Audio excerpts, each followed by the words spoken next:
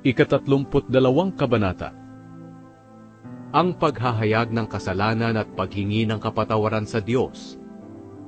Mapalad ang isang tao na ang pagsuway at mga kasalanan ay pinatawad at kinalimutan na ng Panginoon. Mapalad ang tao na ang kasalanan ay hindi ibinibintang sa kanya ng Panginoon at walang pandaraya sa kanyang puso.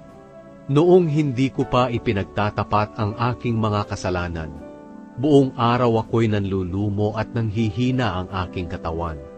Araw-gabi hirap na hirap ako, dahil sa tindi ng inyong pagdidisiplina sa akin. Nawalan na ako ng lakas, tulad ng natuyong tubig sa panahon ng tag-araw. Ngunit sa wakas, ipinagtapat ko ang aking mga kasalanan sa inyo. Hindi ko na ito itinago pa. Sinabi ko nga sa sarili ko, ipagtatapat ko na ang aking mga kasalanan sa Panginoon, at pinatawad niyo ako. Kaya manalangin sana ang lahat ng matapat sa inyo, habang may panahon pa. Kung dumating man ang kapighatian na parang baha, hindi sila mapapahamak. Kayo ang aking kublihan. Iniingatan niyo ako sa oras ng kaguluhan, at pinalilibutan niyo ako ng mga awit ng kaligtasan. Sinabi ng Panginoon sa akin, ituturo ko sa iyo ang daan na dapat mong lakaran.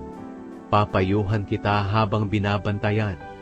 Huwag kang tumulad sa kabayo o mola na walang pangunawa, na kailangan pang rendahan upang mapasunod. Maraming hirap ang mararanasan ng taong masama, ngunit mamahalin ng Panginoon ang sa Kanya ay nagtitiwala. Kayong mga matuwid, magalak kayo at magsaya sa Panginoon. Kayong mga namumuhay ng tama, sumigaw kayo sa galak.